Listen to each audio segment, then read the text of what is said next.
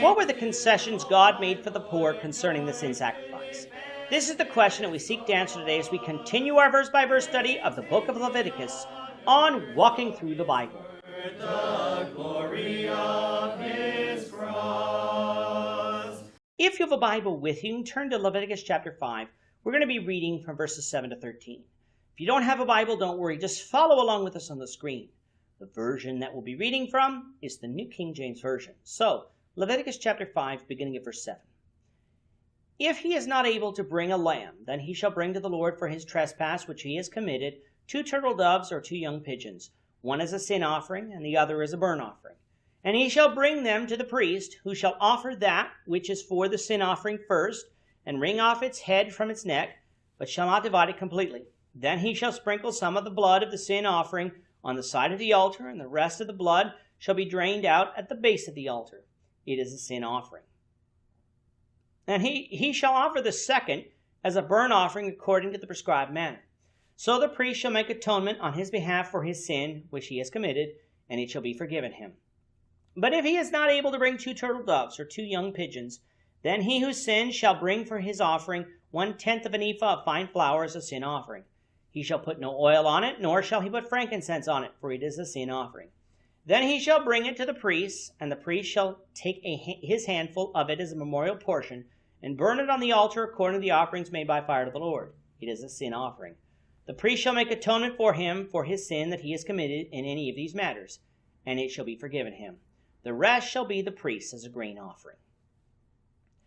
Beginning in chapter 4, we have been discussing the sin sacrifice. We have learned that different animals were involved depending on what class of people you came from.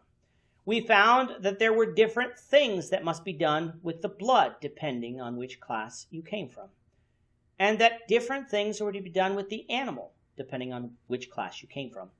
In chapter 5 thus far, we noted in the previous episode that although verse 6 describes a trespass offering, that is not a correct rendering, for it is actually talking about a sin offering. The trespass offering is discussed beginning in verse 14. What is talked about in verses 1 to 6 are 3 specific cases where a sin offering would need to be offered, though these weren't the only times. One concerned not telling the whole truth as a witness. One involved not purifying oneself after becoming unclean, and one involved not fulfilling oaths that may have been taken rashly. All of these 3 things were sinful and thus needed to have a sin sacrifice offered. Why did God mention these 3 things? Perhaps it was because these 3 situations could be questionable if God didn't clarify. After all, is not telling the whole truth wrong if the prosecutor didn't ask? God said it was under the law of Moses. Is becoming unclean without knowing it wrong? Because after all, I would have purified myself had I known. God said it was under the law of Moses. And if I swear an oath rashly and then find out that if the act I swore to do was sinful, wouldn't that make the oath null and void? God said no. Swearing that way was sinful, and therefore a sin sacrifice needed to be offered because of the oath. What if, though, I was poor and didn't have a female lamb or goat to offer? What then? Well, God made 2 concessions, one of which the poor could do. The first concession was that if you didn't have a female lamb or goat, you could offer 2 pigeons or 2 turtle doves. These birds were also a concession made for the burnt offering in chapter 1.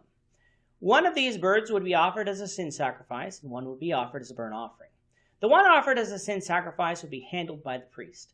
He would take the bird up to the altar, kill it by wringing its neck, but not completely dividing the bird. Some of the blood would then be sprinkled on the side of the altar, and the rest poured out at the base. It is not said what happens to the rest of this first bird, but chapter 6 will make that clear. The second bird would be offered as a burnt offering following the instructions found in chapter 1. The promise of forgiveness would be made by God to the ones who offered this sacrifice according to his will. What though if I could not even afford these birds? God's final concession was that 1/10 of an ephah of fine flour could be offered as a sin offering. You probably don't remember from our study of Exodus, but 1/10 of an ephah is also known as an omer, which was equal to 2.3 to 3.64 liters, or about 0.6 to 1 gallon. This concession by God is unique in that this is a sin sacrifice, yet no blood was being shed here. All we can say is that God desired his people to be obedient to his will.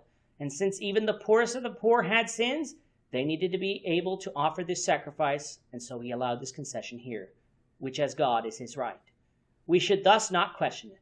The fine flour was not to have oil on it, nor frankincense, thus distinguishing it from the grain offering, which would. This was a sin offering. The priest would take a handful as a memorial portion and burn it on the altar of burnt offering, like he would for the grain offering. The rest would be the priest as a grain offering, just like we saw in chapter 2. So that concludes our initial look at the sin sacrifices. As you can see, sin is serious. In almost all cases, it required a person to give up an animal in sacrifice to God. It required the people give up their time in actually going and sacrificing this animal, which might require some travel. All of this should mean that the children of Israel would want to sin less, something we should consider today.